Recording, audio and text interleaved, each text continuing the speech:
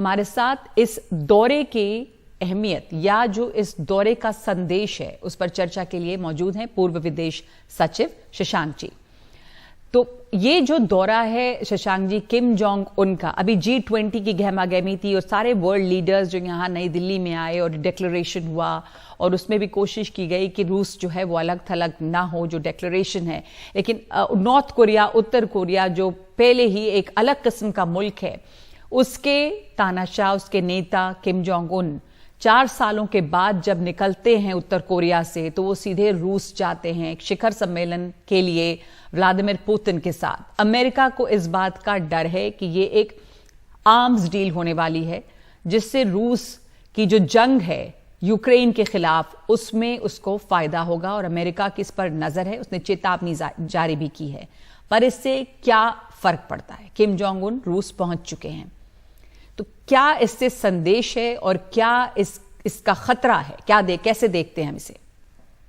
अगर खतरे की बात की जाए तो किम जोंग उन का रवैया जो है वो समझना बड़ा मुश्किल रहता है। दक्षिण कोरिया और अमेरिका के पास तो जरूर कुछ ना कुछ वो उनके पास सूचनाएं रहती हैं, लेकिन बाकी चीन और रूस के साथ में जो उनके रिश्ते हैं वो बिल्कुल गोपनीय रहते हैं। सिर्फ बात अभी तक ये रहती थी कि चीन और रूस के साथ में एनकरेज किया जाता था कि अगर वो मुलाकात करते हैं तो उससे ये होगा कि थोड़ा सा नॉर्मलाइज उनके विचारों को होने में मदद मिलेगी।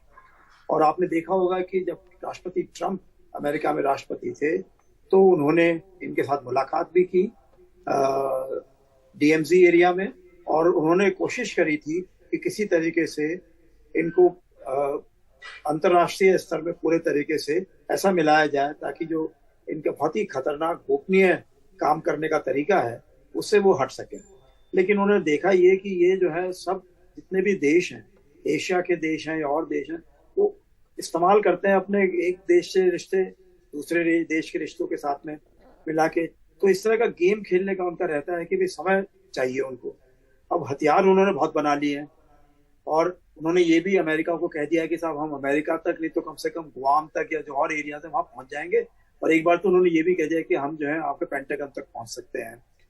तो एक प्रकार से ये अमेरिका को वो कहते हैं कि देखो अगर आप उनको इररेस्पॉन्सिबल बहुत ही कॉन्फिडेंशियल टाइप का लीडर मान हो तो हम तैयार हैं तुम्हारे साथ में, क्योंकि तुमने जो दक्षिण कोरिया में अपनी ट्रीटी करी है दक्षिण कोरिया के साथ में वो हमारी समझ में नहीं आती है कि वहां पे न्यूक्लियर वेपन्स या न्यूक्लियर सबमरीन या न्यूक्लियर जो भी हथियार हैं आप दे रहे हैं नहीं दे रहे हैं, इस्तेमाल कर रहे हैं नहीं कर रहे हैं।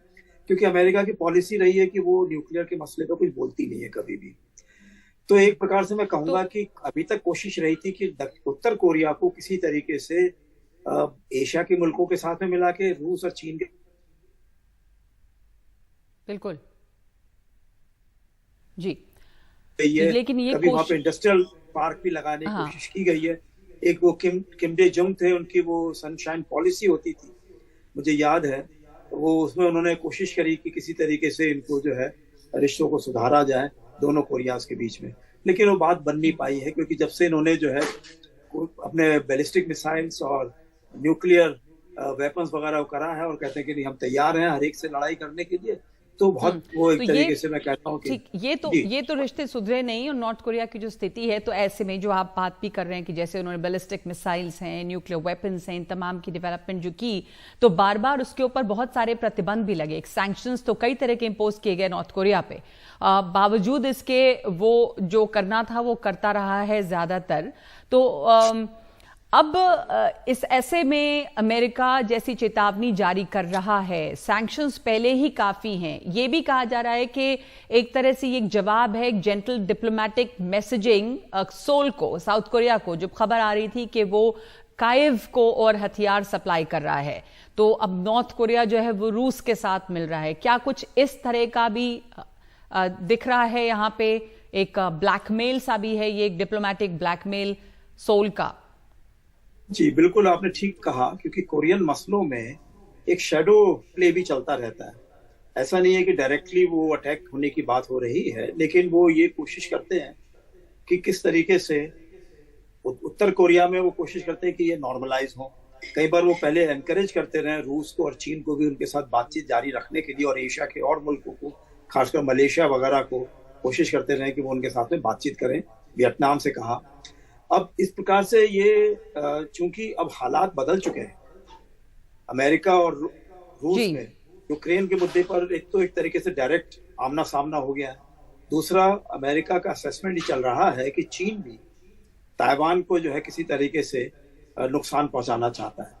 तो ऐसे में जो मैं समझता हूं कि अब वाकई में जो उत्तर कोरिया का कार्ड है, ये कार्ड रूस और चीन इसलिए प्ले कर रहे हैं कि इससे तो दक्षिण कोरिया के ऊपर दबाव डाला जाए कि वो किसी तरीके से यूक्रेन को जो है मदद ना करे हथियारों की, मिसाइल्स की, जो कि वो करने की कोशिश कर रहे थे। ये नॉर्थ कोरिया पे और किस तरह का दबाव डल सकता है इन सैंक्शंस के आगे भी? क्या कोई विकल्प बचता है ऐसे में पश्चिमी देशों और अमेरिका के पास?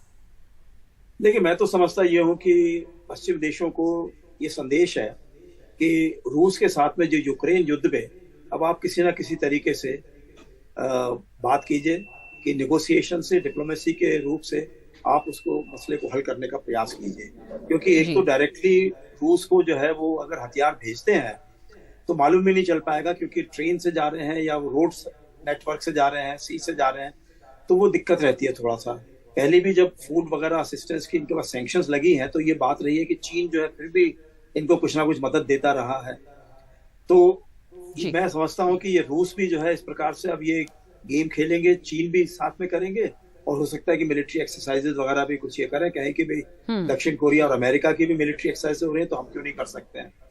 तो एक प्रकार से मैं कहता हूँ कि ये संदेश दिया जा रहा है कि मसले को थोड़ा हल करा जाए, शांत करा जाए, और अगर तेजी करनी है तो फिर वो तैयार है इसके तेजी को आगे बढ़ाने के लिए। संदेश दिया जा रहा है कि मसले को हल करें, समय आ गया है, बातचीत से नहीं अगर करना चाह रहे हैं तो फिर बढ़ाना है तो ये भी तैयार है, ये दिख रहा है।